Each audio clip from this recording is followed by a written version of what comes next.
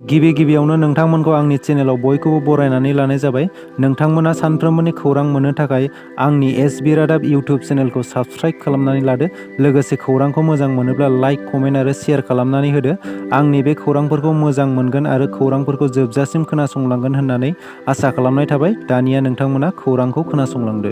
दिनै फुंबिलिनि गिबि खौराङाव दं आर्किअल'जि आरो हेरिटेज मेनेजमेन्ट आयदानि सायाव सानसेयारि मावबादा खुंनायजों लोगोसे बिटिसिनि मिउजियाम आरो आर्किअल'जि बिफाननि गोदानै वेबसाइट बेखेवदों।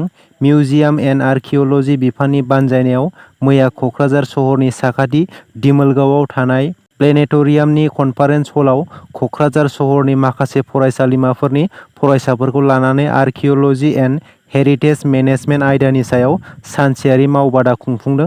बे हाबाफारिजोंनो लोब्बा लाखिनानै क'क्राझार मिउजियामनि वेबसाइट बेखेवनानै होयो बिटिआरनि गाहाय मावफुं सोद्रोमा प्रमद बर' बिथाङा।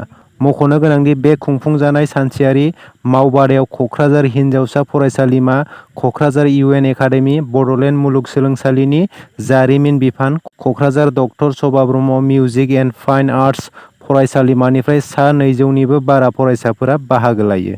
बिटिआरनि गाहाय मावफुं सोद्रोमा प्रमद बर' बिथाङा खौरांगिरि मेलनि गेजेरजों गोख्रों सोंखारिदों।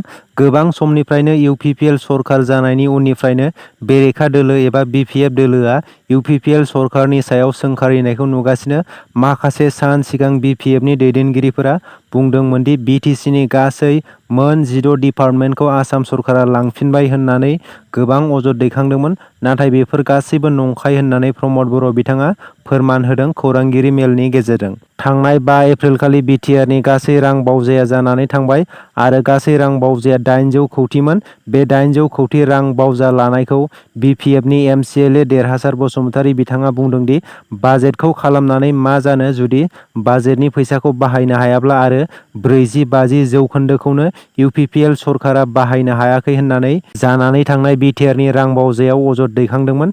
बेखौ लानानै बिटिआरनि मावफुं सोद्रोमा प्रमद बर'आ रोखायै फोरमायदों आरो अजद दैखांदों दि थांनाय 17 बोसोराव बिपिएफ सरकारा ओरैनो रांफोरखौ बाहायदों, जेराव मोनसे खामानिया 2 कौटियाव जानांगौ बे खामानियाव 10 कौटि रां बाहायदोंमोन। रांफोरखौ गोबां जायगाफोराव ओरैनो बाहायदोंमोन होननानै प्रमद बर' बिथाङा गोख्रों सोंखारिदों। लोगोसे बिपिएफ सरकारा रायजोफोरनो मुस्रि कम्बल होनानैनो रायजोफोरखौ थगायदोंमोन, नाथाय बिटिआर सरकारा बेबादि नङा।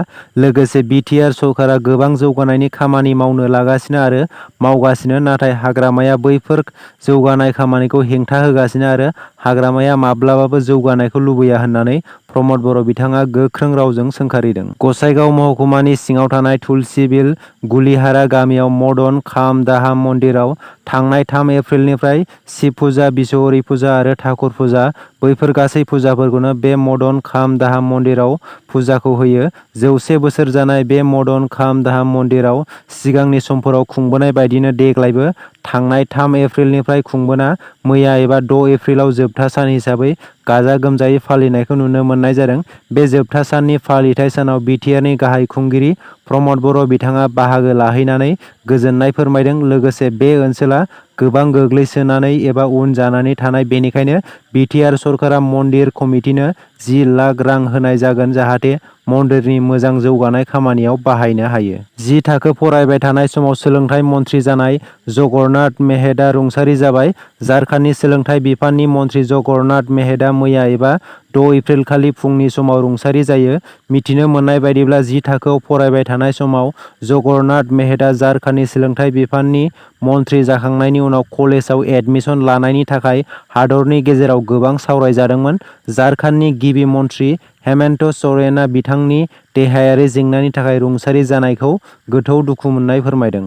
अखिल गगैनि बिसारखौ एनआइए बिजिरसालिया फैगौ 25 एप्रिलखालि थि खालामबाय होननानै मिथिनो मोनदों।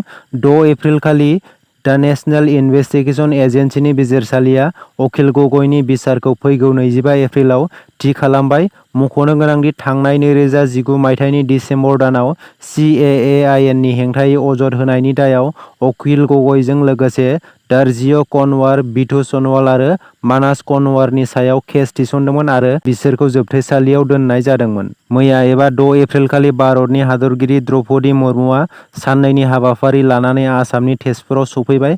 आसामनि गिबि मन्थ्रि आरो रायजो बेंगिरि गुलाब चान्द काटारिया बिथांमोना तेजपुरनि एयारपर्टआव हादरगिरि द्रौपदी मुर्मु बिथांखौ बरायनायखौ गिबि मन्थ्रि हिमन्त बिश्व शर्माया मोनसे टुइटनि गेजेरजों फोसावनानै होनायखौ नुनो मोन्दों।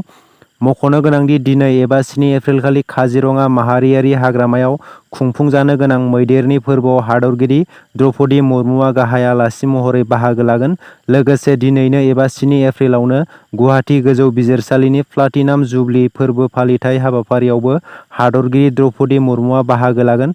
बे प्लाटिनाम जुबली फालिथाय फोरबोआवनो इन्डिया जास्टिसनि chief justice Dhananjaya Y Chandrachud बिथाङाबो बाहागो लागोन होननानै मिथिनो मोन्दों। दिनैनि खौराङा एसेनोसै। आसा खालामो खौरांखौ खोनासंनानै मोजां मोनबाय आरो खौरांखौ मोजां मोनदोंब्ला मोनसे लाइक खालामनानै गालांदो। लोगोसे सानफ्रोमबोनि खौरां मोननो थाखाय एसबि रादाब इउटुब चेनेलखौ साबस्क्राइब खालामनानै लादो। गोजोन्थों।